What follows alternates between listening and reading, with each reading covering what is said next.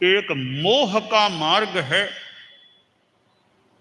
दूसरा मोक्ष का मार्ग है। यह मोह संसार वाला मार्ग है और मोक्ष सर्व दुख मुक्ति वाला स्थान होता है। मोक्ष के मार्ग पर चलने से मोक्ष मिलता है, सर्व दुख विमुक्ति मिल जाती है। भगवान महावीर ने सर्व दुख मुक्ति को प्राप्त किया था। उनकी तपस्या, उनकी साधना लगभग 12.5 वर्षों के साधना काल में त्रिविहार तपस्या नहीं की, 24 उपवास तो कभी किया ही नहीं, कम से कम बेला किया। उपवास नहीं, कम से कम बेला। कितने बड़े तपस्वी थे, रोज तो कभी खाया ही नहीं होगा, बस आज भी खा लिया और कल भी खा लिया, ऐसा तो एक भी दिन उनके साधना काल के करीब 12.5 वर्षों में नहीं आया। और ध्यान कायोत्सर्ग जो भी कितनी उनकी साधना, युवा अवस्था में सांसारिक सुखों को त्यागना कितनी बड़ी बात है। एक बच्चा साधु बने और एक युवक साधु बने, यह 28-30 वर्ष की उम्र, इसमें साधु बन जाना अंतर मन से। हालांकि बचपन में दीक्षा भी एक बात है, छोटी उम्र में साधु बन गए और लंबे काल तक साधुत्व को पाला तो कितना उनका जीवन संयम युक्त बीतता है। भगवान महावीर और आचार्य भिक्षु में तो कई बातों की समानता है।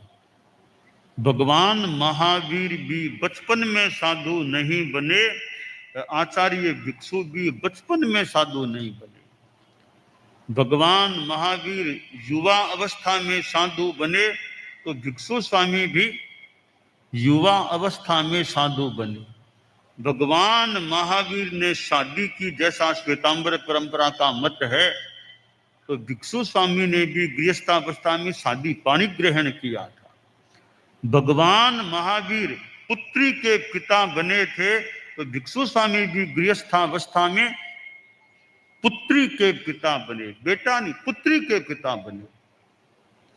भगवान महावीर जीवन के 8वें दशक में महाप्रस्थान को प्राप्त हुए तो भिक्षु स्वामी भी जीवन के 8वें दशक में महाप्रयाण को प्राप्त हुए।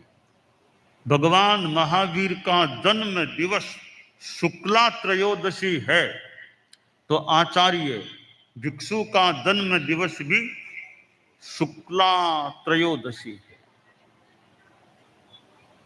भगवान महावीर अपनी मां के एक बेटे थे तो भिक्षु स्वामी अपनी मां के एक बेटे थे।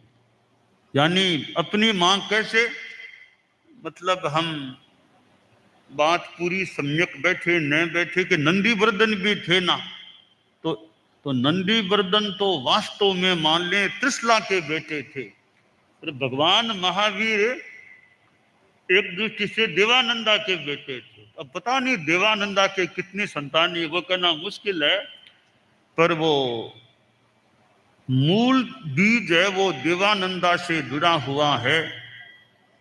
तो खैर वो पूरी बात बैठे न बैठे, पर भिक्षु स्वामी के भी बड़े भाई थे होलो जी, वो पहले वाली मां के थे संभवतः, दूसरी मां दीपांडे के एक बेटे ये हुए। तो अनेक बातों की समानता। भगवान महावीर भी आदिकर थे, तीर्थंकर आदिकर, भिक्षु स्वामी 13 पंथ के आदिकर थे, यो दोनों इस पंथ के आदिकर थे। तो कोई योग है कि भगवान महावीर और आचार्य भिक्षु भगवान महावीर तीर्थंकर थे तो भिक्षु स्वामी को तीर्थंकर के प्रतिनिधि कह दे। तो ऐसे भगवान महावीर और आचार्य भिक्षु, हालांकि तीर्थंकर तो तीर्थंकर ही हैं, आज भी सिमंदर स्वामी तीर्थंकर के रूप में हैं, पर उनके दर्शन भी हमारे लिए तो मानो कठिन हैं। अब कोई देवता उठा करके ले जाए करे, ऐसी इच्छा भी क्यों करें।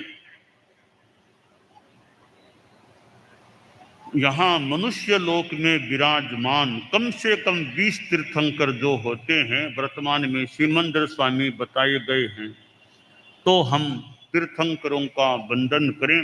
और आज यह भगवान महावीर का दीक्षा दिवस है, इससे हमें संयम को पालने की, त्याग की प्रेरणा मिले, यह काम्य है।